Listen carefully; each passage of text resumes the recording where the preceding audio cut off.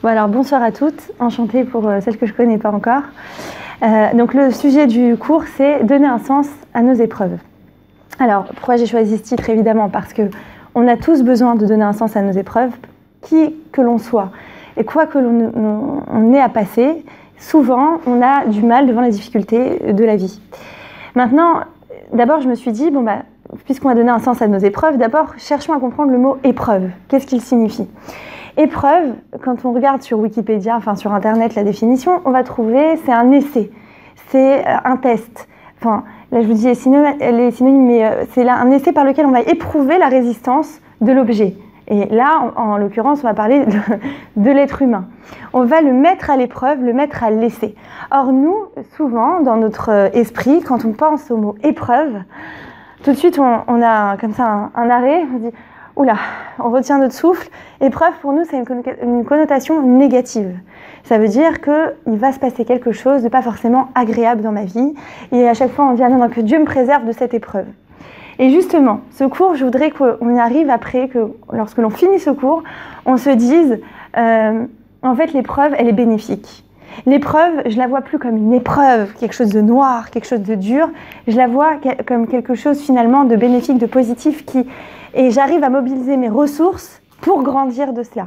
Évidemment que ça restera quand même, exactement comme quand on passe un examen, quand on passe quelque chose de pas toujours simple, ça peut toujours nous causer quelques désagréments, mais pas que ça devienne quelque chose qui nous écroule.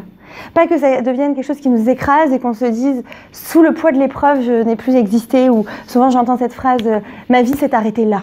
À partir de ce moment-là, j'ai pu. Et en fait, justement, il faut comprendre que si c'est venu à nous, si cette épreuve s'est présentée à nous, c'est qu'elle n'est pas venue pour nous écrouler. Bien qu'on ait tendance comme ça à le croire, elle n'est pas venue pour nous écrouler, elle est venue pour nous faire grandir. Elle est venue pour nous apprendre qui on est. Elle est venue pour nous apprendre à nous dépasser. Et d'ailleurs, on le voit, pour faire une petite parenthèse Torah, parce qu'on est dans la synagogue, on le voit même par rapport à nos patriarches, nos matriarches. Il n'y en a pas un qui a une vie rectiligne, facile, cool, la vie est un long fleuve tranquille, on se dort au soleil. Pas un.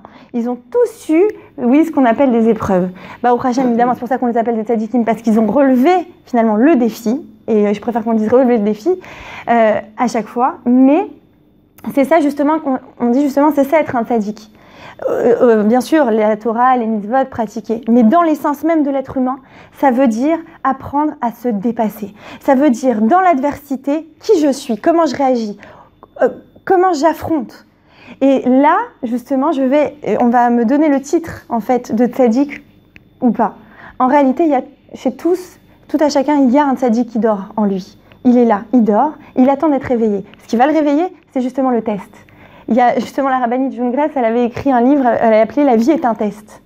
Oui, pourquoi la vie est un test? Parce que cette vie, elle est parsemée en fait d'épreuves. Un peu comme le parcours du combattant. On est là, le parcours du combattant, c'est tous les 100 mètres, ou tous les 3, même tous les 5 mètres, il va y avoir une nouvelle épreuve. Et c'est ce qui va faire de lui un bon soldat. S'il y arrive, il est devenu un bon soldat. Et en réalité, il faut qu'on arrive à voir notre vie de cette façon. Je suis pas là pour... On m'a pas donné maintenant une mission ou quelque chose à faire trop difficile, même si ça a l'air comme ça trop difficile, on peut y arriver. Et j'espère que ce cours, justement, va vous convaincre, va vous donner l'énergie pour retrouver, en fait, cette force en vous. On a tous cette force, on a tous cette force en nous, on a tous des ressources. Alors, vous allez me dire, mais comment tu le sais? Pourquoi? Comment je le sais? D'abord parce que la Torah déjà nous l'apprend, nous l'enseigne, mais même au niveau psychologique, d'accord, même dans la psychologie, on le voit, que les personnes qui ont su développer leurs capacités, les personnes qui sont devenues, on va dire, des géants, ce ne sont pas des personnes qui n'ont rien eu à vivre dans leur vie, qui venaient, je sais pas, de familles où tout était stable, tout était équilibré, tout allait bien, et de là est née une étoile. Eh bien non. Bizarrement, tout paradoxalement que ça puisse paraître, non, ce sont très souvent des personnes qui ont vécu les pires choses, et je vais vous en parler justement, qui ont vécu des choses terribles dans leur vie, et pourtant, ils sont devenus des géants. Pourquoi? Parce que justement, l'épreuve les a formés, les a aidés à évoluer. Et encore une fois, c'est un paradoxe parce que nous, dans notre esprit, on s'est imaginé finalement que l'épreuve était quelque chose qui était là pour nous tuer finalement, pour nous rendre plus faibles, alors qu'en fait, elle est là pour nous rendre plus forts. Encore reste-t-il à savoir comment. Comment elle va nous rendre plus forts cette épreuve? Alors d'abord, je veux qu'on voit ensemble les mécanismes de défense intérieure. Ça veut dire que qu'est-ce qui se passe au moment où l'épreuve arrive? L'épreuve, quand elle arrive, elle nous emprisonne, elle nous paralyse parfois. C'est le chaos. On est là, on ne sait plus comment répondre. On n'a plus de réaction. On est coupé de nos ressources pendant un premier temps. Et en fait, il va y avoir plusieurs réactions. D'abord, il va y avoir le repli sur soi. C'est-à-dire, dès qu'on va apprendre une mauvaise nouvelle ou quelque chose s'est mal passé, là, tout de suite, on va se replier. Très souvent, hein, c'est pas chez tout le monde, mais en général, on se replie sur nous-mêmes. Pourquoi? Parce qu'on cherche à retrouver notre monde intérieur, notre monde familier. Le monde extérieur est devenu un danger, nous fait peur. Donc, on essaye justement de reprendre courage. En réalité, c'est pour reprendre courage que notre inconscient, comme ça, nous protège. C'est-à-dire que notre psychisme va essayer de mobiliser ses ressources. Mais concrètement, ça veut dire que sur le coup, je vais me refermer sur moi, je vais me terrer dans un coin. Et c'est ce qui va donner le repli sur soi. Mais le danger, c'est de rester dans cette première position. Parce qu'encore une fois, ça, c'est une position première, mais qui ne doit pas rester. C'est la première étape du processus, en fait. Le danger, donc, c'est de rester. Maintenant, la deuxième étape, ça peut être, enfin, pour certains, encore une fois, c'est au cas par cas. Ça peut être le déni. Je refuse l'épreuve, en fait. Je fais comme si elle n'était pas arrivée. Tout va bien, je vais bien, tout va bien. J'avais comme ça une patiente, justement, qui a eu des problèmes financiers importants. Alors, elle n'avait jamais connu ce genre de soucis. Et en fait, à chaque fois que les lettres arrivaient, les lettres des créanciers, les lettres de la banque, tout ça, elle les cachait. Elle les mettait dans un tiroir et elle cachait. Et c'est ce qui a fait que, son mari n'a pas été au courant, que le trou s'est creusé, ça a créé. En fait, elle était dans le déni total. Elle n'arrivait même, c'est-à-dire elle était paralysée, mais même elle oubliait. Quand un jour il lui a dit, mais la banque m'a appelé, il y a vraiment quelque chose qui ne va pas. Il est tombé des nues, lui. En fait, elle avait caché tout ça dans un tiroir, et impossible pour elle de se rappeler où elle avait mis. Donc en fait, l'inconscient, il a son système. C'est-à-dire que, en fait, il essaye de nous protéger de l'épreuve. Donc, comme on dit là, l'expression, je mets la tête dans le sable pour ne pas y penser. Mais en fait, l'épreuve, elle est là. C'est-à-dire que j'ai ce défi à relever, il est devant moi, et si je me mets la tête dans le sable, ça ne va pas faire que elle va disparaître. Moi, j'ai disparu, oui, mais l'épreuve est toujours là. Alors, est-ce que vraiment ça va nous aider à se confronter à elle? Évidemment, on a compris que non. Donc, là aussi, en fait, pourquoi l'inconscient réagit comme ça? Pourquoi on est en déni total? Parce qu'il nous sent peut-être à ce moment-là, il se dit, si jamais ça vient dans ta conscience, tu vas t'écrouler. Donc, inconsciemment, hop, on fait un barrage. L'inconscient nous fait le barrage. Il y a aussi évidemment la réaction de fuite, où on va essayer, là encore ça ressemble en fait à se mettre la tête dans le sable, dans le déni, mais je veux pas voir, je veux pas entendre, je veux pas vivre l'épreuve. Donc tout cela, ce sont des mécanismes de défense qui se mettent en route pour justement nous protéger. Maintenant, ce qui va véritablement nous aider au moment où le défi arrive en fait, à prendre des forces en fait dans l'adversité, encore une fois, c'est de se reconnecter à nos ressources. Comment on se reconnecte? Ça veut dire être conscient de qui je suis moi. Le rapport à soi est très important. C'est vrai que les personnes qui vont avoir une bonne image d'elles-mêmes, déjà même avant de rencontrer la difficulté, elles vont avoir beaucoup plus finalement, enfin, elles vont avoir beaucoup plus conscience de leurs ressources. Mais même les personnes qui n'ont pas au départ forcément une bonne image vont réussir sur le coup si elles arrivent à se dépasser, ça peut leur relever l'image pour le restant de leur jour. C'est-à-dire qu'elles vont réussir à se voir de façon positive si elles arrivent justement à se dépasser. Maintenant, ce qui est important à ce moment-là, c'est de ne pas se définir par l'épreuve. C'est-à-dire qu'il y a un moment donné, on va se dire ça m'est arrivé, maintenant j'ai arrêté de vivre, comme je vous ai dit une fois, je vous ai dit au début. En fait, on doit savoir qu'il y a cette épreuve qui m'a touchée, il a touché une partie de moi, mais c'est pas tout mon être. J'ai une partie de moi qui est là et qui est capable d'affronter, qui est capable de regarder la difficulté en face et de lui dire attends, toi, je vais faire quelque chose avec toi. Je ne vais pas te laisser comme ça m'écrouler. Je suis capable de. En fait, au moment où l'épreuve arrive, c'est comme si on était devant un croisement. Il y a deux chemins. Soit je m'écroule, je m'apitoie et je peux tomber même dans la victimisation. C'est trop dur pour moi, je ne suis pas arrivée. En vérité, ce que je vais vous montrer, c'est que c'est un choix. D'accord ? Donc, soit je suis là, soit je me relève et je me dis, on va faire ce qu'on peut. Et on va voir justement comment on va faire ce qu'on peut, d'accord ? Mais déjà, ça vient de quoi ? Ça vient d'une décision. Ça vient d'une conscience que parce que parfois on se dit « Ah non, mais je peux plus ». Comme si on s'était enlevé nous-mêmes cette liberté de choix. C'est-à-dire qu'on s'est dit bah, « C'est terminé, j'ai plus de possibilité de relever la tête, c'est terminé, il n'y a pas ». Et ça vient souvent aussi d'un système inconscient qui nous a montré, comme je vous ai dit au départ, l'épreuve, ça a quand même, c'est un mot, on a presque l'impression d'une connotation négative. Ah non, surtout pas d'épreuve, surtout pas. D'accord, mais c'est une connotation comme ça, on en a peur. Voilà, cette peur, cette angoisse qui colle à ce mot. Et ce qui fait qu'après, dans notre système inconscient, c'est comme si, à partir du moment où je vais apprendre quelque chose de difficile, où je vais rencontrer cette adversité, c'est comme si j'avais plus la liberté de choix, je m'écroule directement. Alors à ce moment-là, il faut savoir se reconnecter à cette liberté de choix. Je peux soit m'écrouler, soit me relever. Je ne suis pas obligée de m'écrouler face à la difficulté. Je peux me relever.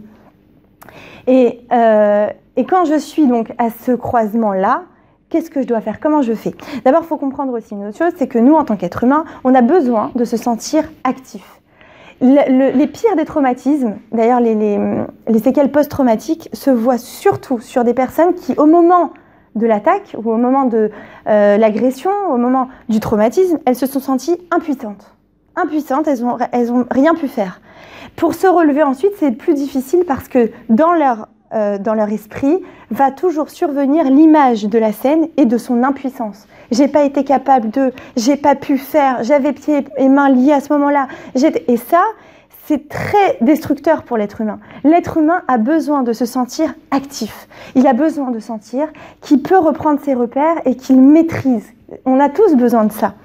Évidemment qu'on doit aussi s'en référer, on va en parler après, à la fois à l'aïmouna et à ce qui est au-dessus de nous, évidemment. Mais nous, déjà, dans notre essence, on a besoin de sentir qu'on n'est pas impuissant. C'est important. Comment on va le sentir, justement, quand on est à ce croisement de chemin? D'abord, on sait que quand on est dans l'adversité, ce qui se passe, comme je vous ai dit au début, là encore, c'est le chaos. C'est je perds pied. Mes repères sont en train de s'effondrer.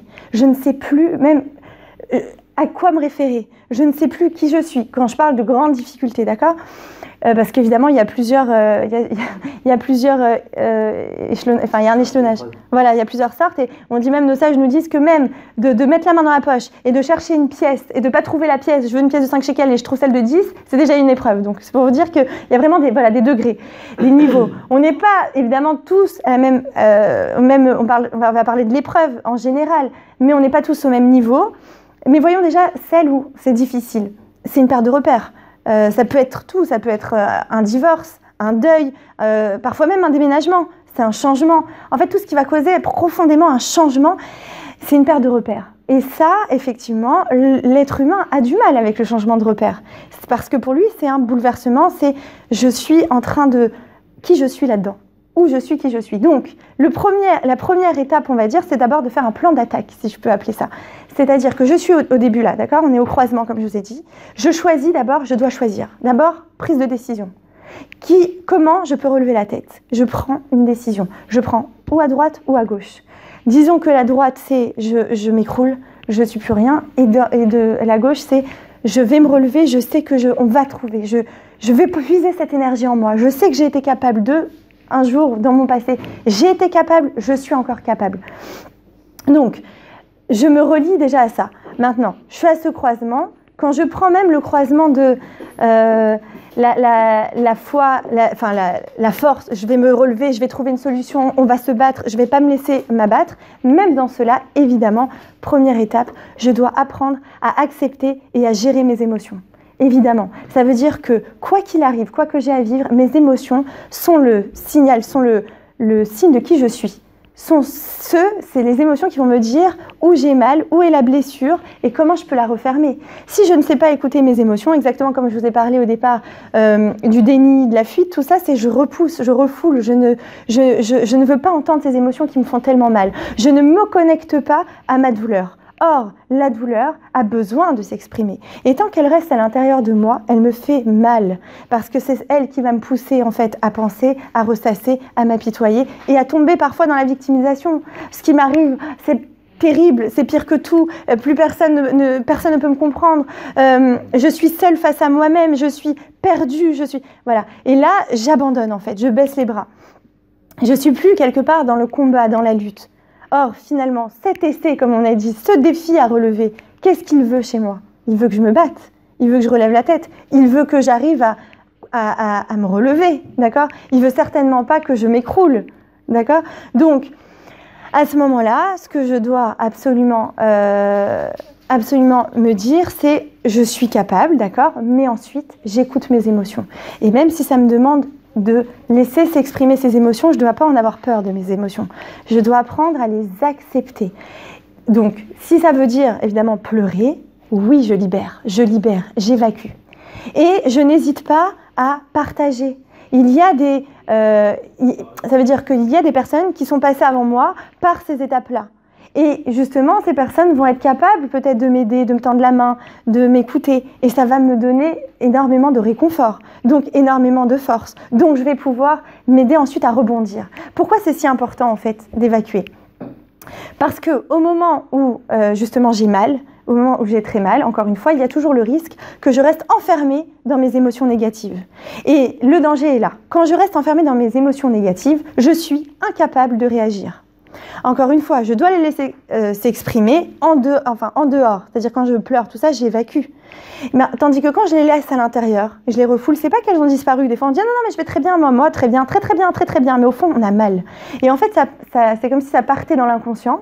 Et c'est encore là, et ça va diriger, finalement, de l'inconscient, ça va diriger les opérations. Je vais avoir des réactions nerveuses, je vais réagir beaucoup plus catégoriquement, je vais être en froid avec plein de personnes, je vais mettre des distances avec énormément de monde, je vais m'isoler. Tout ça, ça veut dire qu'en fait, mes émotions négatives, elles sont encore là, mais elles ne se sont pas exprimées. Donc elles sont enfermées à l'intérieur de moi et elles me causent du mal, des dommages. D'accord? Maintenant, c'est comme si un petit peu, pour imager, c'est un peu, je suis dans une prison, d'accord? Je suis dans une prison, la prison de mes émotions négatives. Tant que je les garde à l'intérieur, elles sont là, elles m'entourent, et je ne sais plus moi-même qui je suis, parce que je ne suis que ces émotions négatives. À partir du moment où je me libère, j'évacue, je suis capable de me reconnecter à moi, parce que en fait, donc là je vais, déjà par une étude qui a été faite déjà, ouais, si oui. J'ai oublié de préciser. Ouais, justement. Ce qui est important, c'est de comprendre qu'on a même besoin de s'évacuer nos émotions, de les partager avec nous-mêmes. Ça veut dire quoi? Ça veut dire que quand je suis même seule avec moi-même, on va aller plus vite que le cours, mais non, il n'y a pas de problème. Au contraire, d'abord, on sait une chose. L'inconscient ne fait pas la distinction entre le réel et l'imaginaire. Ça veut dire que si vous parlez à quelqu'un, là vous le voyez, d'accord, pour votre inconscient, vous êtes en face de quelqu'un. Vous vous imaginez 2 minutes plus tard, vous êtes seul chez vous, vous imaginez sur une chaise qu'il y a quelqu'un, mais la personne que vous aimeriez bien, à qui vous aimeriez bien parler, d'accord, vous l'imaginez fort et vous parlez. Pour votre inconscient, c'est comme si vous avez parlé. Pourquoi? Voilà, pour mieux vous convaincre, enfin, vous le dire, c'est que, par exemple, quand vous regardez un film, vous l'avez vu 10 fois, mais vous adorez ce film. Vous savez que le héros, il va mourir à la fin. Vous savez. Et pourtant, vous pleurez, vous dites, non, ne meurs pas, je t'en prie. Mais vous savez, et des fois, on se regarde, on se dit, mais je suis bête ou quoi? Je sais très bien qu'il va mourir. Qu'est-ce qui m'arrive? Vraiment, je peux être hyper intelligent, mais alors là, quand je regarde un film, je suis vraiment, des fois, on se regarde comme ça, on se moque de nous-mêmes. Pourquoi? Parce que, et parfois même, on a la petite larme qui coule. Pourquoi? Parce que notre inconscient ne fait pas la distinction. Pour lui, c'est un film, oui, mais ça s'est imprimé dans son inconscient. Donc ça existe vraiment. Et ça fait monter tout plein d'émotions d'ailleurs. Quand on voit un film, on est plein d'émotions. Donc, quand on a besoin d'exprimer, même si on n'a personne et qu'on ne veut pas, par exemple, oui, on ne veut pas inquiéter tout le monde. Parfois, il y a des choses qui nous, même dans le couple, il y a des choses qui nous perturbent avec notre mari. On ne veut pas commencer à exploser notre colère parce que ça peut créer encore plus de dommages que de se taire. Non, effectivement. Mais il faut savoir se parler à soi et peut-être, et même se faire des exercices, même s'imaginer que la personne est en face de nous. ça va nous libérer. Pour notre inconscient, c'est comme si on avait vraiment réglé le problème. Ça veut dire qu'on a, par exemple, je vous prends un exemple bête, on a quelqu'un qui nous a vexé. Dans la semaine, il nous a vraiment vexé. Et puis on ne peut pas lui dire, on sait qu'il ne comprendra pas, parfois on le sait, pertinemment que cette personne ne comprendra pas, et même ça fera encore plus d'histoire, et puis ça va être transmis à la cousine, de la sœur, de la belle-sœur, et toute la famille va être contre moi. Donc à quoi ça sert que je le raconte? Donc qu'est-ce qu'on fait? On s'imagine que la personne elle est là, d'accord? On s'imagine et on parle. Et on parle et on exprime. Et vous allez voir que vous allez vous sentir mieux. Et vous pouvez même imaginer qu'elle vous réponde, d'accord? Vous pouvez même vous dire que là, d'abord vous allez vous réussir à passer à l'étape suivante, à pardonner. D'accord? Ça veut dire que là, vous allez vous sentir libéré et du coup, vous allez réussir à être créatif, à trouver une solution. Et d'ailleurs, j'ai eu une patiente comme ça, Dafka, cette semaine, bien que ça arrive très souvent, mais Dafka, celui-là, il est frais. Et j'ai une patiente, sans arrêt, elle avait des torticolis. Ça faisait 2-3 semaines, elle arrivait tordue, elle n'arrivait plus à bouger, c'est parce qu'il y a des torticolis plus ou moins graves, mais alors celui-là, il était vraiment sévère. Et donc je lui dis, racontez-moi un peu votre semaine, comment ça va, tout ça. Et puis elle me dit, puis elle me raconte, puis comme ça en passant, en plus, les dernières 20 minutes, elle commence à me dire, cette personne, elle m'a vexée, donc c'était pas forcément son mari ni rien, hein, c'était une personne, machin. Ah, elle m'a vraiment vexée, mais bon, c'est pas grave, c'est pas grave. Et j'entends comme ça 3 fois d'affilée me dire, c'est pas grave. Comment ça, c'est pas grave? Je lui dis, c'est grave. Alors ça la bouscule parce qu'elle était en plein, mais c'est pas grave, c'est grave. Et elle me dit, vous pensez que c'est grave? Je lui dis, je veux entendre de vous que c'est grave. Ça m'a touchée, donc c'est grave. Pour moi, d'accord? Ça peut être complètement idiot si je le raconte. Souvent, d'ailleurs, nous femmes, on raconte ça au mari. Ah, mais ça va, c'est des histoires de femmes, ça encore. Non, mais ça nous touche. Bah oui, mais ça m'a touchée qu'elle m'ait pas appelée pour me dire bon anniversaire. Allez, ça a l'air bête, mais pour moi, ça m'a touchée. Parce que son attention à elle comptait pour moi. D'accord? Donc pour moi, c'est grave. Il n'y a pas besoin à chaque fois de refouler, de dire c'est pas grave. Parce que souvent aussi, on a la culpabilité de la plainte. Il ne faut pas se plaindre, il faut remercier, d'ailleurs on va en parler, il faut remercier pour tout ce qui est positif dans ma vie et regarde, au Hachem, j'ai à manger, j'ai un toit sur la tête, j'ai un mari. Pourquoi je me plains? C'est honteux de se plaindre. C'est vrai que de tomber dans la plainte, je ne vais jamais vous dire que c'est bien, évidemment. Mais quand on sent que ça nous a blessés à l'intérieur, quand on sent qu'on a mal, il faut l'exprimer. Et oui, pour toi, c'est grave. C'est relatif à chacun. Si pour toi, c'est grave, c'est que c'est grave. D'accord? Pour toi. Donc, elle a exprimé. Donc, je lui ai dit, je veux entendre de vous. C'est grave. Ça me fait mal, cette personne m'a dit telle ou telle chose, je me suis sentie blessée, et important de nommer ce que je ressens. Je me suis sentie quoi? Humiliée, je me suis sentie pas respectée, je me suis sentie rabaissée, j'ai senti qu'on me méprisait. Dites les mots. Ça aussi, ça donne un nom à l'émotion, et ça nous en libère aussi. Donc 2 choses, enfin je vous aurais conseillé de noter, 2 choses. Non, c'est vrai parce que comment on va dire, c'est ce qui va nous permettre ensuite de rebondir finalement. C'est ce qui va nous permettre de pouvoir passer à l'étape supérieure pour affronter.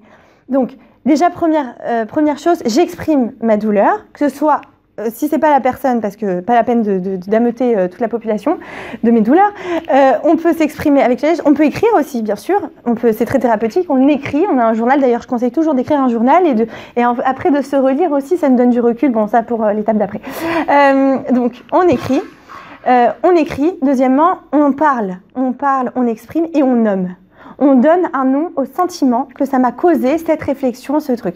Donc cette patiente, finalement, qu'est-ce qui s'est passé? Elle a dit, elle a exprimé, en parlant, le sanglot est monté, en disant, je me suis sentie, elle n'arrivait plus à parler, elle a pleuré, elle est sortie plus de torticolis.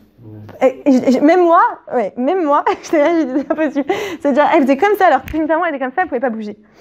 Pour vous dire à quel point, d'abord, il faut comprendre que le psychisme est lié avec le corps et que lorsque l'on n'exprime pas une émotion, lorsqu'on la laisse enfermer, lorsque même à nous, on ne se l'avoue pas, lorsqu'on refuse de se l'avouer, ça reste à l'intérieur de nous, mais le corps, il exprime, il somatise.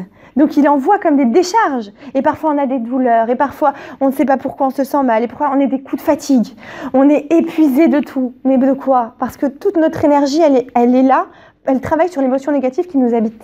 Donc forcément qu'on est épuisé, forcément qu'on n'a plus d'énergie, forcément qu'on a envie de dormir dès qu'on peut. D'ailleurs, soit dit en passant, le sommeil, c'est aussi parfois une fuite. Et souvent, c'est un symptôme d'ailleurs de ce qui amène aussi à la dépression, mais c'est un symptôme. Quand on dort, je connaissais une personne, le conjoint d'une patiente qui me disait « mais il dort 20 heures sur 24 ».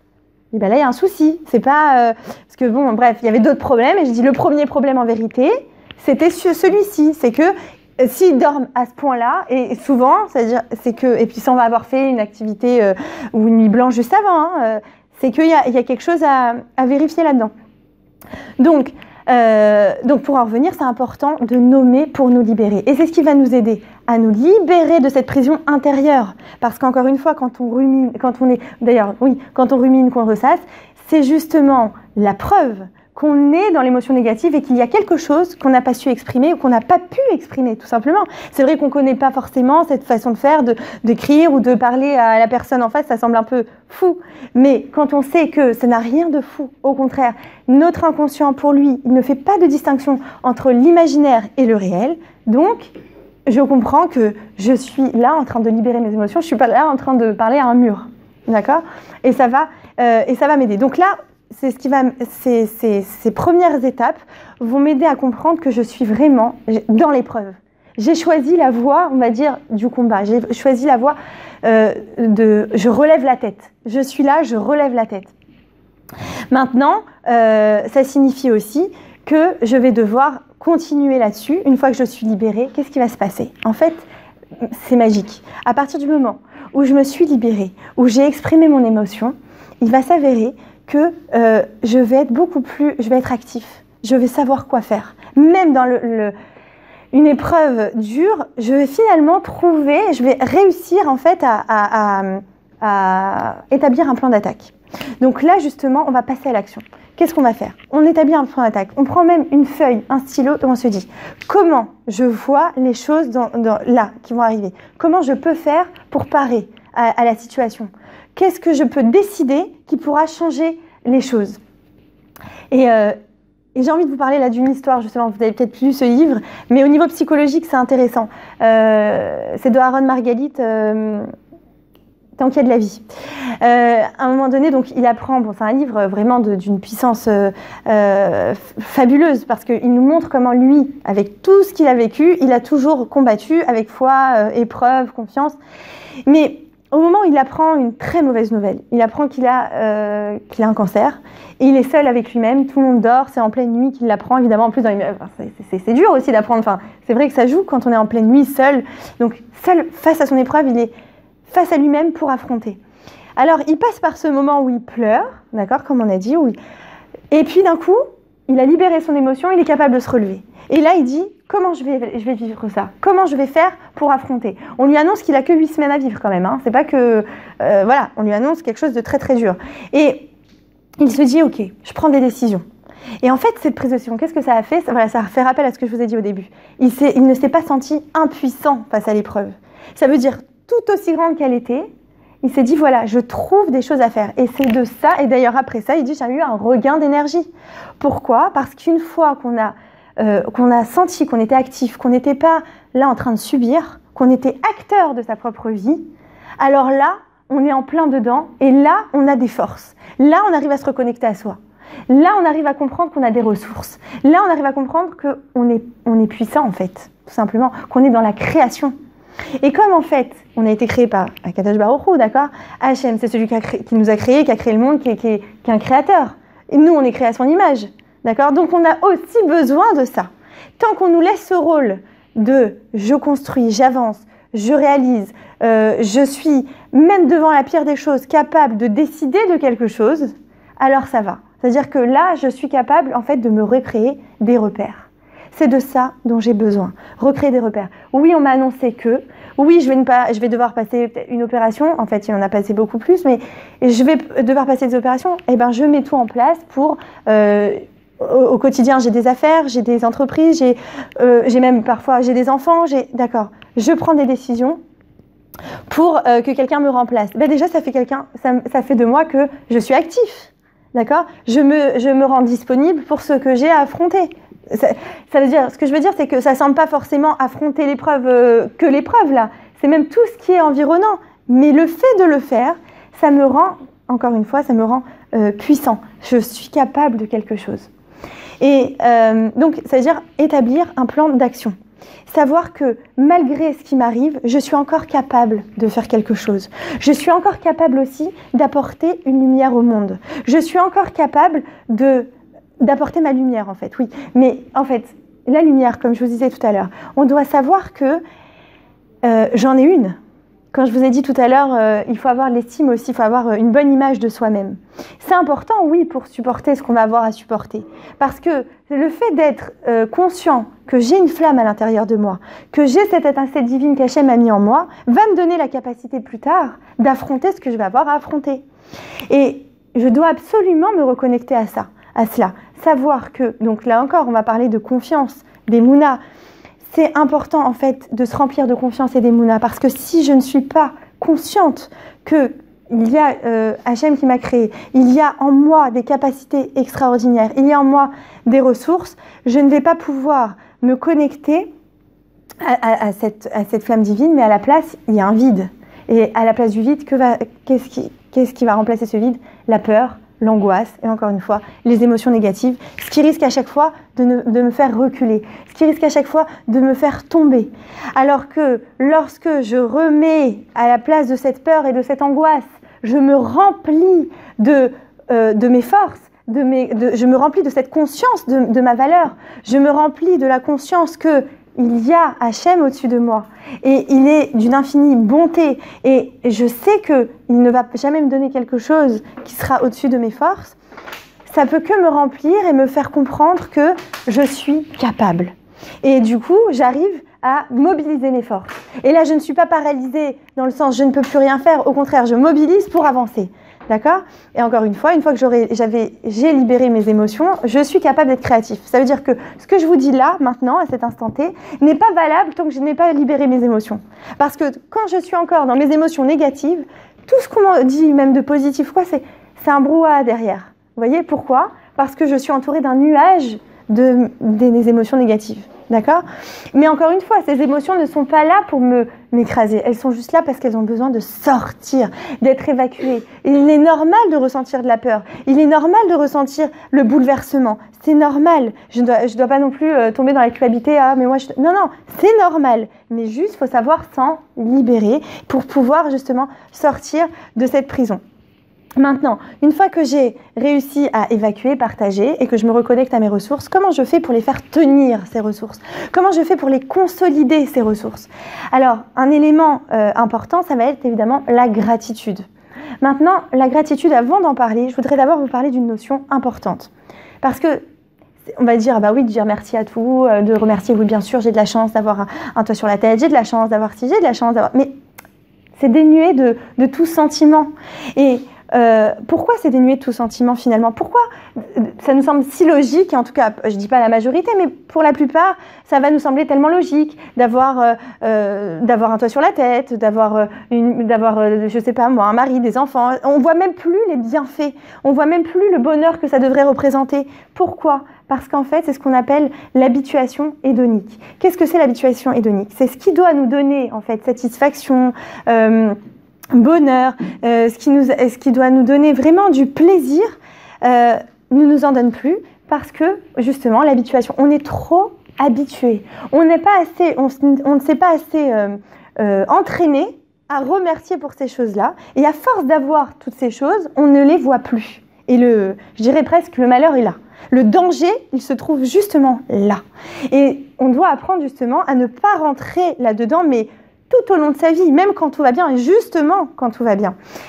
Et c'est un peu l'image, si je peux vous dire, je sais pas, là on est en hiver, le chauffage qui justement l'année dernière au temps de neige, il y a eu beaucoup de chauffages qui se sont mis à geler et à ne plus fonctionner. Et là pendant, je sais pas, 4 jours, une semaine pour certains, ou même il y a eu des coupures d'électricité pendant, je sais pas, quelques jours d'affilée.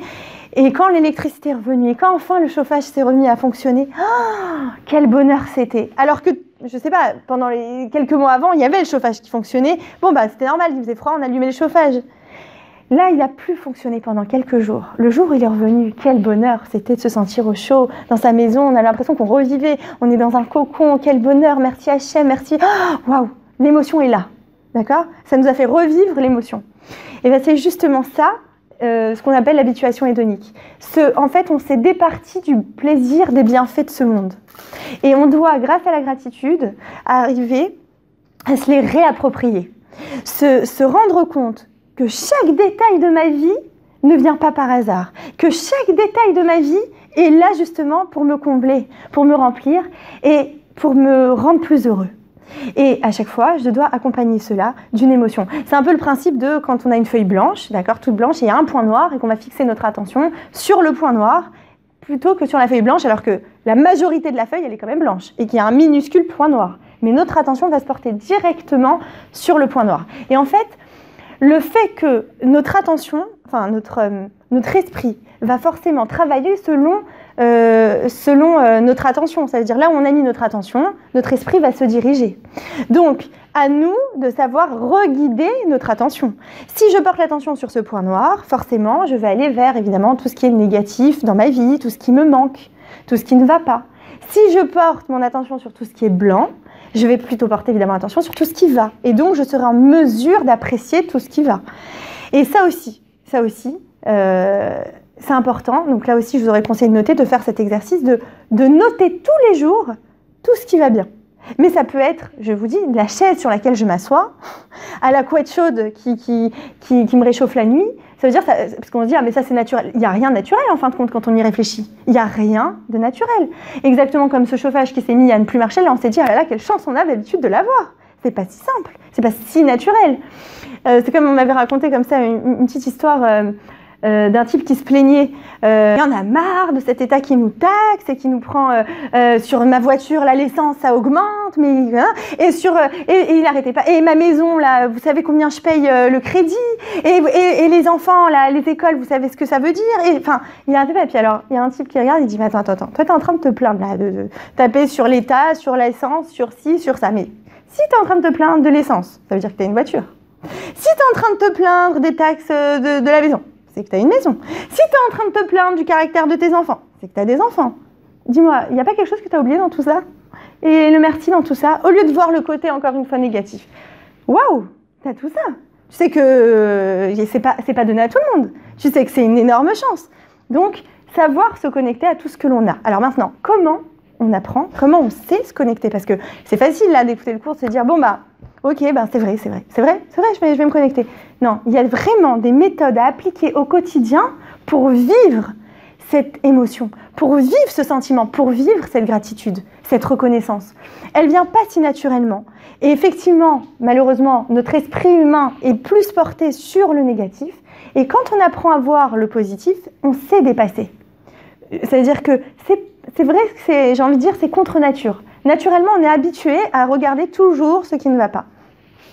Et quand on se travaille et qu'on regarde le positif, après ça devient oui une seconde nature. Quand on fait vraiment bien nos exercices, ça devient une seconde nature et naturellement on est heureux, on est dans la joie, sincèrement et complètement, quoi qu'il arrive, parce qu'on se connecte que au positif, mais on sait dépasser.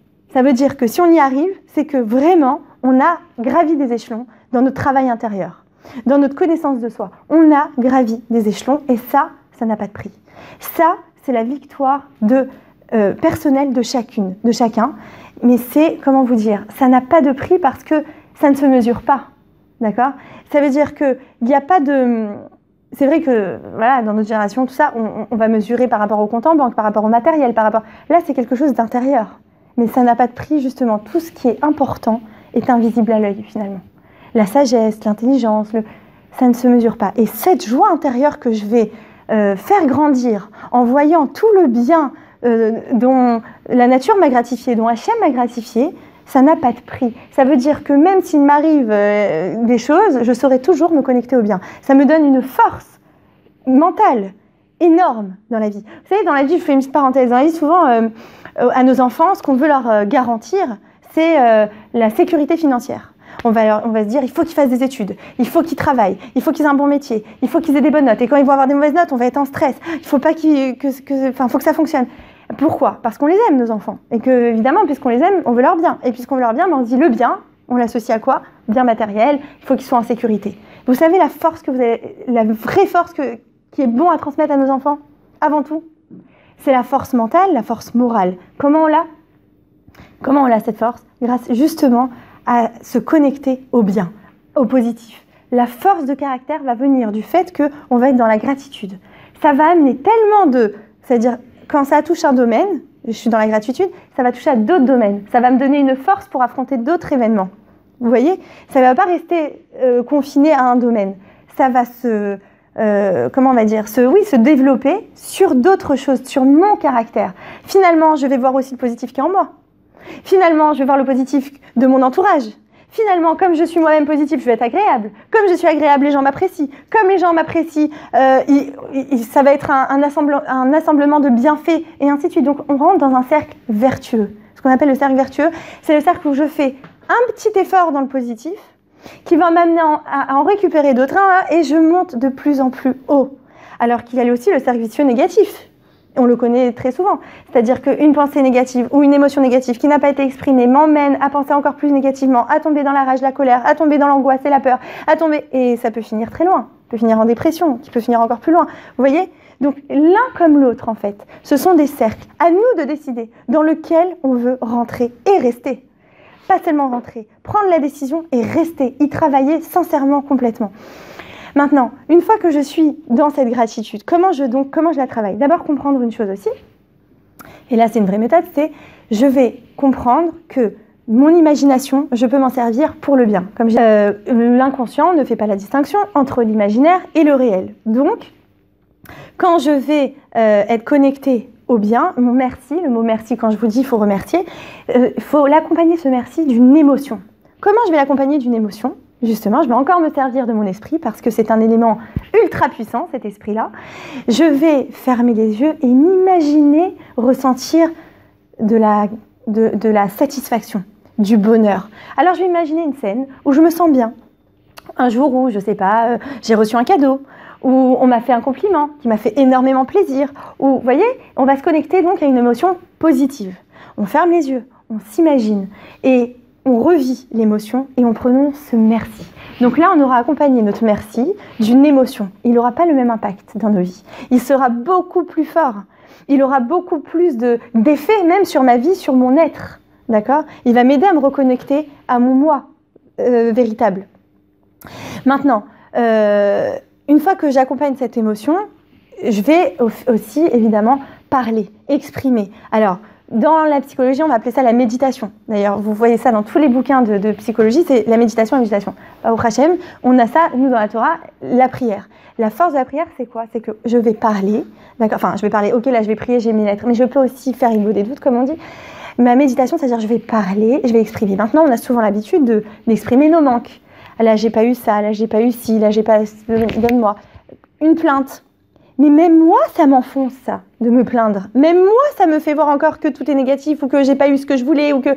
Alors que si je renverse la vapeur, si j'apprends justement à rentrer dans la joie et à remercier et à me connecter à tout ce que j'ai de bon, avec ce que je vous ai dit, l'imagerie mentale, ça veut dire que je ferme mes yeux, je me connecte à un moment de bonheur et je dis merci et je remercie, je vais me lancer, vous allez voir que ça ne va pas s'arrêter. Je peux plus m'arrêter, c'est-à-dire je peux arriver à 100, 102 choses, 110 choses, 120 choses, tout ce qu'il y a de bon, mais c'est merveilleux.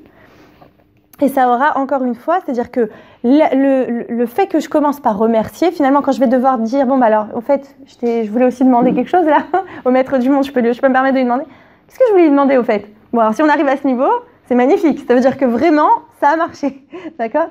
Mais même quand je vais demander, ça sera même, j'ai envie de dire, pris autrement là-haut. Pourquoi? C'est comme un enfant. Quand il vient de me voir et qu'il me dit, alors que, en tant que parent, on fait tout pour lui. On lui donne, je sais pas, on s'inquiète, mon fils, et viens manger, et viens te coucher, t'as pas assez dormi, et couvre-toi, et machin. Et l'autre, il arrive et il te dit, maman, je veux que tu m'achètes la nouvelle PS4, maman, je veux que tu me... de baf, ça te dit aussi. À ce moment-là, on n'a plus trop envie, on n'a plus envie de lui donner. C'est-à-dire que même si on donne, on a l'impression qu'il nous force. On n'a pas l'impression que c'est naturel, avec amour, alors que notre enfant, on n'a qu'une envie, c'est de l'aimer, c'est de lui donner avec amour de façon la plus belle qui soit, de l'exprimer toujours positivement. Mais quand il vient d'une façon, il me manque, alors que nous, on est là en train d'essayer à chaque fois de combler les manques, ça nous frustre.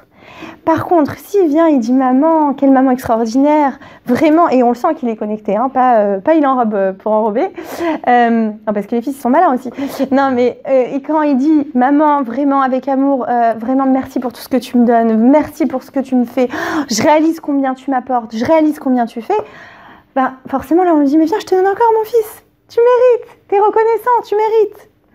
Donc, c'est la même chose en fait avec nous et notre rapport à Hachem. Maintenant, c'est aussi c'est aussi vrai que lorsque nous on rentre dans la gratitude, lorsque nous on rentre dans ce cercle positif vertueux, on influence nos enfants, on influence notre entourage. Finalement, eux aussi ont envie de connaître ce secret. Qu'est-ce qui fait que je suis toujours bien, toujours en accord, toujours en adéquation avec moi-même? Je suis pas dans la rage, je prends pas tout à cœur. Parce que ça a évidemment d'autres conséquences, comme je vous ai dit. Donc ça a ces conséquences-là. Je ne prends pas tout à cœur, je ne prends pas tout personnellement, j'essaye de comprendre l'autre. Je suis dans l'empathie, je suis pas en train d'essayer à chaque fois de casser, je suis pas dans la rage, je suis pas dans la colère. Qu'est-ce qui fait que... Donc ça va me donner forcément un bon effet sur mon entourage. Et les enfants, c'est, comment vous dire, c'est le meilleur cadeau qu'on puisse leur faire. À leur apprendre à être dans la gratitude, à leur apprendre à être dans la reconnaissance. On leur transmet quelque chose d'énorme. Le cadeau, comme je vous ai dit, c'est le cadeau qu'on pourra leur faire pour s'en sortir dans leur vie, pour arriver à grandir, pour arriver à rebondir. Et c'est ça qu'on veut apprendre à nos enfants finalement. Qu'est-ce qu'on veut leur apprendre, nous? On veut leur apprendre à s'en sortir que plus tard, quand ils seront grands, ils sachent se débrouiller. Et qu'est-ce qui va leur aider finalement? Quels sont les outils pour les aider à grandir? Ça fait partie des outils, c'est de leur montrer qu'il y a toujours du positif dans sa vie, qu'il a la chance j'ai la chance d'être, je remercie.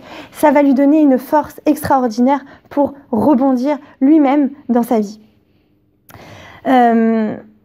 Maintenant, ce que je voulais vous dire aussi, par rapport à l'épreuve, c'est que lorsqu'elle arrive et que elle nous assaille, on va dire, par sa difficulté, par justement d'avoir tout ce processus qu'on a vu, de savoir les partager, de savoir relever mon image de moi-même, ne pas rester encore dans un état « je suis nulle, je suis pas à la hauteur, j'ai jamais su m'en sortir », au contraire, de savoir se dire « non, je peux y arriver, je suis capable », d'être dans la gratitude.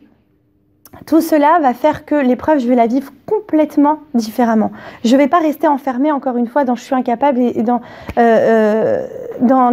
cette victimisation. Ce que ça va m'apprendre aussi, ça va m'apprendre à avoir une faculté d'adaptation. Ça veut dire que quoi qu'il arrive dans ma vie, je saurai m'adapter à n'importe quelle situation. Je sais que j'ai des ressources, je sais que j'ai des capacités, donc je sais m'adapter.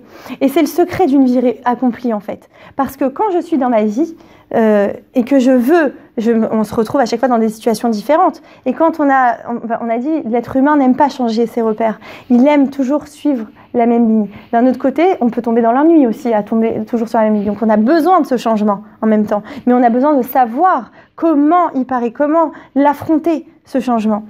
Et pour savoir l'affronter, justement, j'ai besoin de cette faculté d'adaptation. Et tous ces éléments dont on a parlé vont nous aider à développer cette faculté d'adaptation. Tant que je ne sais pas moi-même gérer mon adversité, tant que je ne sais pas moi-même libérer mes émotions négatives, je ne pourrai pas forcément affronter l'épreuve comme il se doit. Je risque encore une fois de tomber, comme on a dit, dans le repli sur soi, dans la fuite, dans le déni, vous voyez. Et je voudrais vous raconter aussi une étude qui a été faite par rapport aux femmes. Ils ont fait une étude, il y avait des femmes atteintes du cancer, le cancer du sein. Et ils ont fait un groupe, il y a des femmes qui ne voulaient pas partager, qui étaient justement dans le repli sur soi, trop choquées, trop mal. Et des femmes qui ont accepté de faire partie de l'expérience, où on partageait, on faisait une thérapie de groupe, on partageait. Et bien il y a eu, en fait, elles ne parlaient pas forcément de tout ce qui avait passé dans la vie, mais de leurs peurs, de leurs angoisses. Et elles étaient ensemble et elles partageaient. C'est vrai que c'est très féminin, que les hommes ont plus tendance à se renfermer. Mais elles ont partagé. Et bien, il y a eu 2 fois plus de rémissions dans ce groupe que dans l'autre. Pourquoi? Encore une fois, pour rejoindre, on a besoin de sortir de nos émotions, on a besoin de sentir qu'on est compris. Si je sais que quelqu'un comprend ma réalité intérieure, je me sens plus seule. À partir du moment où je ne me sens plus seule, je me sens soutenue, et bien, je suis capable d'affronter. Tant que je me sens seule, je me sens démunie. Je me sens affaiblie. J'ai l'impression que personne ne peut comprendre ce que je vis. Et du coup, je m'écroule. L'être humain a besoin de se sentir entouré, de se sentir soutenu. Et cette expérience le prouve. J'ai besoin de sentir que je ne suis pas seule et que quelqu'un comprend ma réalité intérieure. Mais j'ai besoin aussi de sentir ensuite, après, que je suis autonome. Encore une fois, que je suis puissant, actif. Et là, une autre étude a été faite sur 2 groupes des maisons de retraite. Et il y a un groupe où ils ont dit, dans la maison de retraite, un groupe où ils ont fait le test, ils ont dit, voilà, le personnel soignant a dit, nous, on fait tout ce que vous voulez. Voilà. Surtout qu'il ne vous manque rien, vous n'avez rien à faire. Tout ce que vous avez besoin, on le fait. On est là pour vous, on vous comble tous vos manques, voilà. Vous avez juste un mot à dire, on fait tout, vous n'avez rien à faire, reposez-vous, on est là. Et l'autre maison de retraite, le personnel soignant a dit, vous décidez-vous de la gestion, de à quelle heure vous voulez que les repas aient lieu, les plantes, c'est vous qui vous en occupez. Vous nous dites, mais si vous avez besoin d'aide, on est là, on se tient à votre service, mais c'est vous qui gérez. C'est vous, en fait, les maîtres de la situation.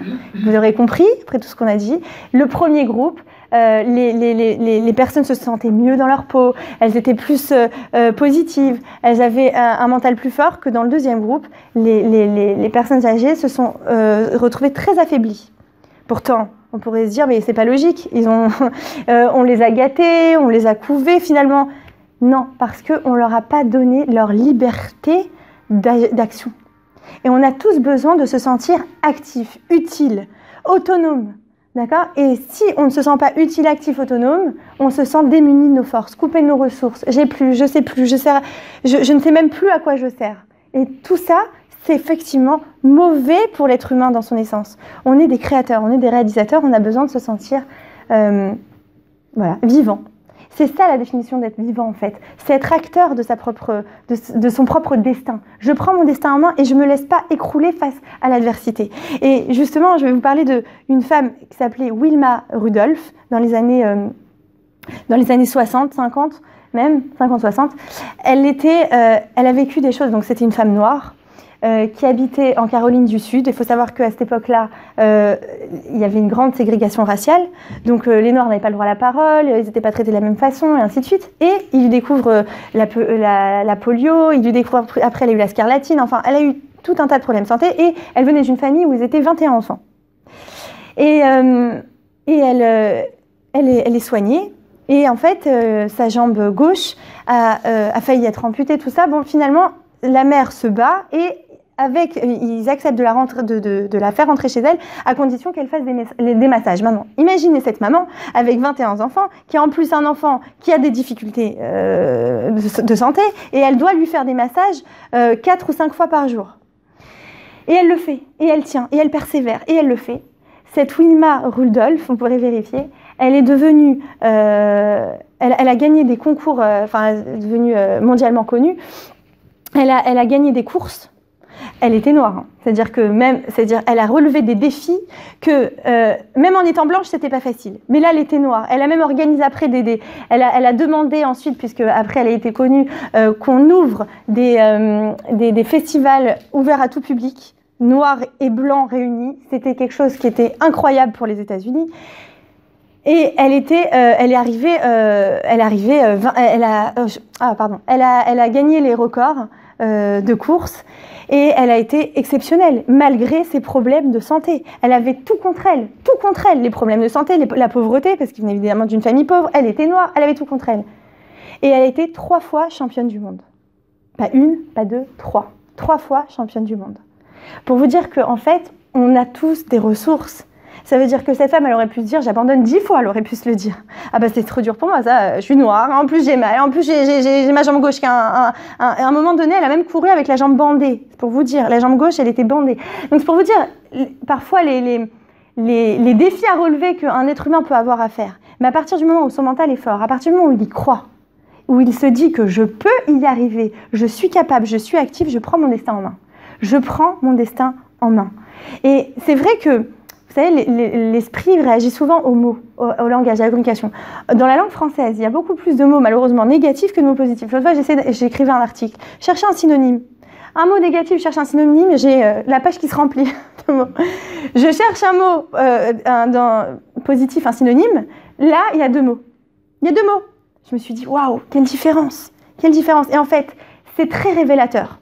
Très révélateur parce que dans notre état d'esprit, ça s'imprime, les mots. Forcément, c'est avec ça qu'on crée la pensée. Donc, dans nos pensées, les mots vont nous réduire finalement le positif et nous agrandir le négatif. Donc, on doit absolument chercher à changer les choses dans notre état d'esprit. Avoir une bonne communication intérieure, c'est aussi ce qui va compter. D'ailleurs, les Américains l'ont compris. C'est aussi quelque part ce qu'ils font leur force. Ils voient tout ce qu'ils vont vivre comme des défis à relever. Je suis un battant, je vais réussir, comme je vous parlais au début, le parcours du combattant. voir cette vie en fait comme un parcours du combattant. Et je vais arriver, je suis capable, j'ai les forces, j'ai les ressources en moi. Et je vais me développer, cette expérience en fait, de voir même ce défi à relever comme une expérience qui va m'apprendre à me connaître et qui va me permettre ensuite de me comprendre encore et encore mieux, de savoir de quoi je suis capable. Et finalement, j'ai envie de dire de m'aimer encore plus. Parce que quand je suis capable d'affronter, je reprends estime de moi, je gagne des niveaux. Là, je me dis, waouh, tu as été capable de faire ça. C'est magnifique. Et du coup, là encore, le cercle vertueux. Je monte encore en énergie. J'ai envie encore d'entreprendre d'autres choses. Et de ce fait-là, je construis énormément dans ma vie. Et je ne reste pas quelqu'un... Je ne suis pas enfermée, je ne suis pas limitée. Je n'ai plus de limites. Je suis capable d'aller très très loin. Donc, voyez en fait que l'épreuve, c'est quelque chose de... Finalement, on peut voir comme quelque chose de positif. Puisque si on arrive à le voir comme quelque chose qui va nous permettre de rebondir, de remonter, quelque chose qui va nous permettre de nous connaître, un essai, un test, qui est là juste pour apprendre à me connaître, pour apprendre à comprendre mes ressources et aussi à savoir les mobiliser. Je vais travailler sur moi-même pour savoir qu'est-ce qui est bon pour moi de faire, qui va m'aider à mieux rebondir, à mieux savoir gérer mon émotion, à mieux savoir gérer mon épreuve. Tout ça, c'est ce qui va me donner des éléments pour plus tard. Et d'ailleurs, aussi un bon exercice à faire. Quand, justement, vous êtes en face de quelque chose de difficile, vous devez vous remémorer en tête quand, dernièrement, j'ai vécu certaines choses et j'étais capable de l'affronter. Et vous le rappelez et vous revivez cette émotion-là aussi. Je sais pas, j'ai dû parler pour imaginer au niveau professionnel, on m'a proposé un projet, j'étais pas du tout sûre d'être à hauteur, j'ai réussi à le faire. Alors ça va être un grand truc, vous allez me dire, bon, ça c'est facile de s'en rappeler, mais même des petites choses. Je savais pas cuisiner, je me suis mise à cuisiner et ça a réussi. Eh ben, c'est ce qui va contribuer à augmenter l'estime de moi. Si là j'ai réussi, pourquoi là j'y réussirai pas? C'est pareil. Ça veut dire que mes ressources, elles ont été à cet endroit-là. Ben, ça veut dire qu'elles peuvent être aussi à un autre endroit. Elles ne s'arrêtent pas là. D'accord? Elles ont touché à ce domaine, il n'y a pas de problème. Ça veut dire qu'à ce moment-là, j'ai eu la patience. À ce moment-là, j'ai eu l'intelligence. Patience, intelligence, persévérance peuvent se retrouver dans la cuisine, comme elles peuvent se retrouver sur le terrain professionnel, comme elles peuvent se retrouver sur le terrain du couple. Ça peut toucher tous les domaines, à partir du moment où je suis consciente que j'ai ces qualités en moi. Donc, se connecter, on va dire, se rendre compte, prendre conscience de ces qualités qui m'habitent. Elles sont là. Mais je ne dois pas je ne dois pas les endormir. Parfois, qu'est-ce qui se passe? Quand je suis aux prises à mes émotions négatives, aux prises aux pensées négatives, aux prises, je vais plus allumer le bouton négatif. Donc, quand on va vouloir dire les défauts, alors là, je suis capable d'en sortir une vingtaine. Et puis, quand on va me dire c'est quoi tes qualités, je sais plus. Vous voyez? Alors que non, ça doit être l'inverse. Les qualités doivent primer. Pas dans le sens... Souvent on me pose la question, ah non mais j'ai peur de tomber dans l'orgueil, non, pas du tout. Quand on est dans l'estime de soi, justement, on est conscient qu'on nous a mis des forces en nous et qu'on doit les exploiter. Mais là, je ne cherche pas à prendre la place de Pierre-Paul ou Jacques, je prends que ma place. Et avec ce que j'ai, je vais faire le bien. Je n'ai pas cherché à prendre la place de l'autre. D'accord? L'orgueil, je dirais presque que c'est la personne qui n'est malheureusement pas consciente de qui elle est. Parce que si elle était consciente de qui elle est, elle n'aurait pas besoin de prendre la place de l'autre. Elle n'aurait pas besoin d'écraser les autres. Elle n'aurait pas besoin de se montrer. Elle aurait juste besoin d'être elle-même. Donc, vous voyez, c'est très différent. Et donc, savoir, en fait, que oui, nous avons des ressources en nous, que oui, nous avons ces qualités, et ne pas avoir honte de se les remémorer, de se les répéter, de se rappeler des situations où on a su y faire face à certaines situations qui n'étaient pas simples. Ne pas avoir peur de ça, parce qu'il y a aussi cette culpabilité qui existe, surtout chez les Français, je crois, on a cette culpabilité, non, je suis pas si capable de ça, oh non, non, tu sais, moi je suis petit, ah non, moi... Mais non, n'aie pas honte de qui tu es, au contraire, tu as quelque chose à transmettre. On a tous quelque chose à transmettre, et au contraire, si chacun était conscient de sa valeur et de ce qu'il avait à transmettre et à donner, on serait tous dans un état d'esprit positif, et ce serait merveilleux, on serait tous capables de se soutenir les uns les autres. C'est très différent de... je n'existe que pour moi et je... Vous voyez ce que je veux dire? C'est complètement différent. Dans la réflexion, j'ai le droit. Je dois être dans la réflexion, mais pour passer à l'action, à partir du moment où je concrétise, pas rester je suis dans la comment on va dire, dans la réflexion et je suis dans les airs. Parce que là, je me sens pas actif là encore. Là encore, je me réduis, enfin, je suis que dans mon imaginaire. Alors c'est bien l'imaginaire, comme je vous ai dit, ça nous aide à sortir de certaines situations critiques. Oui, à partir du moment où après je sais agir. Je sais transformer ça et mettre en application, même si c'est par un petit pas. C'est par les petits pas que je vais arriver à en faire un grand. Donc, toujours rester dans cette idée que je veux passer à l'action, que je ne veux pas m'enfermer dans cette réflexion. Donc on fait un petit récapitulatif du début. Quand je suis face à l'adversité, d'abord je sais, je me connais, je sais que je peux tomber dans le repli sur moi, je sais que je peux tomber dans le déni, mais je dois absolument me reconnecter à mes ressources, savoir que je suis assez fort pour combattre. Donc d'abord ça veut dire l'image positive de moi-même, donc l'estime de moi, je suis capable de me répéter. Je dois ensuite passer à mes émotions, je les écoute, je les entends, je les laisse s'exprimer, pas forcément à quelqu'un, je les exprime même à une chaise en imaginant la personne à qui j'ai envie de le dire, ou même à mon autre moi, pourquoi pas. C'est l'imaginaire, donc tout est ouvert. Du moment que je sais l'exprimer, je sais l'empêcher de rester de la comprimer, je ne la comprime pas, je l'évacue. Ensuite, je passe à nommer l'émotion. Je me dis, je me sens comme ci ou comme ça. D'ailleurs, même quand j'apprends une manuel, je me sens mal, je me sens en danger. Je me sens plus en possibilité d'agir. J'ai l'impression qu'on m'a coupé de moi. Voilà, dites, parlez, exprimez. Et du fait qu'on les a dit, on n'est plus dans la prison intérieure des émotions négatives. Troisièmement, je me déconnecte, on va dire, de l'habituation hédonique, je me connecte à la gratitude.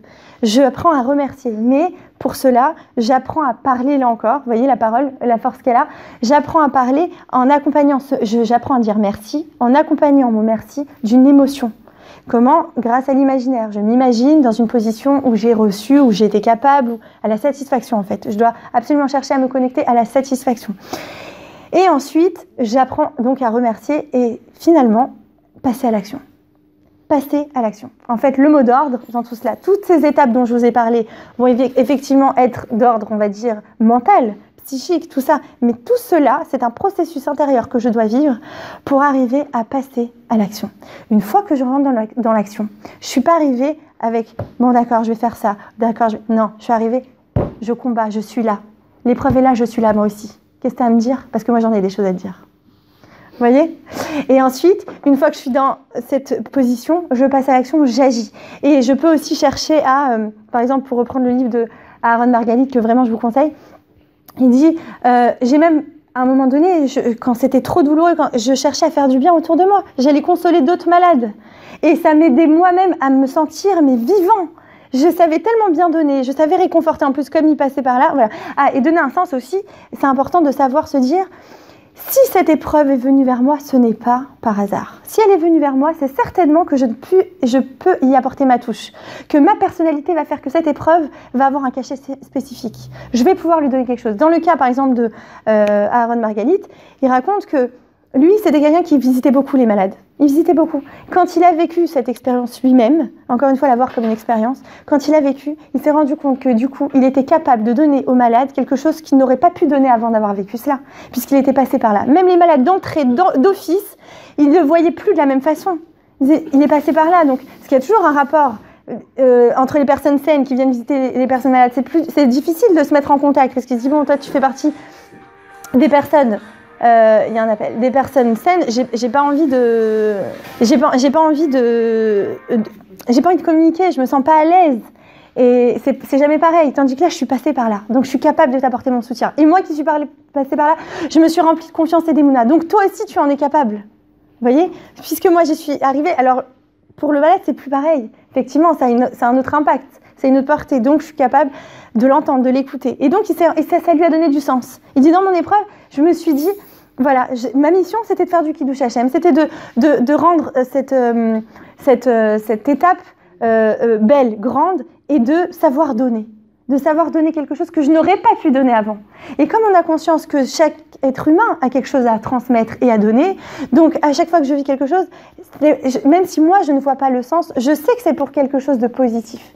Je sais que ça va forcément servir à quelqu'un d'autre. Et même moi, quand je vous ai dit, il est parti visiter un malade, il a été capable de donner du bien, ça lui a donné du bien. Mais moi, ça me donne du bien finalement. En fait, quand on donne, on se sent bien. L'être humain, encore une fois, dans son essence, a besoin de donner. Donc l'être humain a besoin de donner, il a donné, il se sentait plus actif, il a eu, encore une fois, il a été revigoré. Il y a eu de l'énergie qui est revenue, il a repris espoir. Donc ne jamais aussi se couper de cet espoir. Il y en a toujours, c'est juste nous qui ne le voyons pas. La perception que nous avons des choses est différente d'une personne à l'autre. Mais forcément, à partir du moment où j'ai une perception en me disant c'est une expérience qui va m'aider à grandir, à évoluer, à expérimenter, je ne vais pas la prendre de la même façon que la personne qui va se dire « Ah, ça y est, je suis en train de mourir, c'est fini, c'est la fin ». C'est pas la même perception, mais ça change tout dans l'action.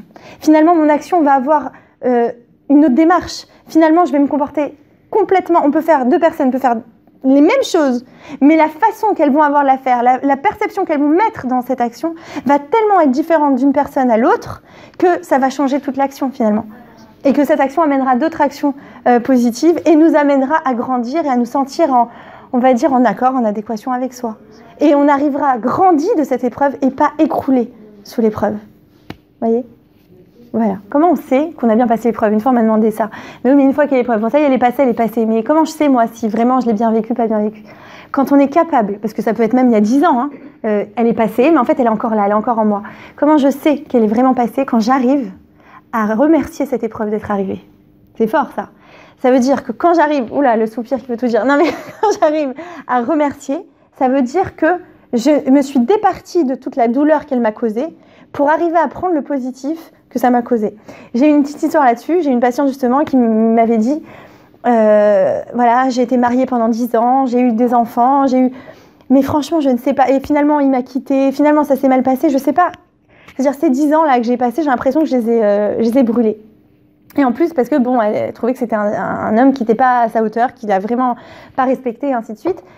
Et donc, vraiment en colère, tout ça, machin. Et je lui dis, vous savez, bon, on a trouvé tout ce qui était positif. En fait, c'était une femme qui avait très peur du mariage. Et elle ne se serait jamais mariée si ce n'était pas lui. Et Baruch Hashem, grâce à lui, elle a eu 3 enfants. Et elle voulait être mère à la base. C'est quelqu'un qui était très maternel, mais qui avait une peur bleue du mariage. Et c'est vrai qu'elle a souffert avec lui. Mais il n'y avait qu'avec lui qu'elle était prête finalement à se marier. D'accord ? Pour différentes raisons. Mais ce qui était grand, c'est que je lui ai dit, voyez, grâce à lui, finalement, grâce à cet homme qui peut prendre le synonyme d'épreuve, hein, grâce à lui, vous avez réussi à être mère. Vous avez réussi à connaître ce bonheur que, ça se trouve, vous ne l'aurez pas connu, ce type-là. Vous ne seriez pas marié, vous n'auriez pas eu d'enfant. Et ces 10 ans seraient passés comme ça. Donc finalement, même dans ce malheur, on va dire, dans cette difficulté, vous pouvez le remercier. Enfin, pas lui personnellement, cette épreuve qui vous est tombée dessus, grâce à lui, vous avez connu le bonheur d'être mère, vous êtes heureuse d'avoir ces enfants, et maintenant ça a été comme thérapeutique, parce qu'aussi on vit des expériences pour nous soigner finalement de nos blessures affectives antérieures. Et maintenant, vous êtes capable de comprendre que le mariage n'est pas forcément un danger, parce que, bon, évidemment, il y avait tout un travail thérapeutique à faire aussi là-dessus, mais ça vous a soigné de cette peur, et vous êtes capable de comprendre que vous méritez un homme de votre valeur. Et qu'à l'époque, vous n'étiez pas encore capable de comprendre, donc vous étiez prête qu'à aller avec lui. Mais grâce à lui, vous avez eu vos enfants, et vous n'en auriez pas eu. Donc, vous voyez, et là, elle a dit, c'est vrai, voilà, elle a pu remercier. Donc, en fait, toujours s'évertuer à trouver le positif de mon épreuve. Et quand je suis capable de voir le positif et d'ensuite le remercier, peut-être ça peut se faire un an après, hein, je dis pas que... C'est-à-dire cette femme sur le coup, elle me dit, ah oui, c'est vrai, première réaction, effectivement, j'apprends à le voir d'un autre angle de vue, mais j'ai encore la douleur, la séparation, comment on va dire, le manque de respect dont il a fait preuve, l'humiliation, elle est encore là. Plus tard, ok, je vais me séparer, je vais guérir de ces blessures-là, et il va me rester que le positif. Et donc là, je serai capable véritablement de remercier. Donc je serai sortie véritablement grandie de cet événement, et je serai capable d'avancer. Voilà.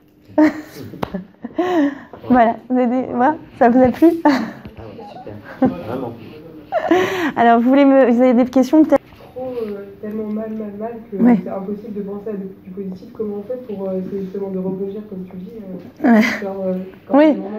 quand on est au fond du trou, quoi. Ouais. Et bien justement, quand on est au fond du trou, ça veut dire que dans les émotions, c'est-à-dire que la personne, elle se trouve dans une prison négative, dans une prison enfermée dans ses émotions négatives.